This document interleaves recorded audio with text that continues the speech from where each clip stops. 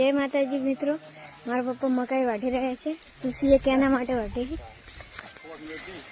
પપ્પા આ મકાઈ કેના માટે વાઢો?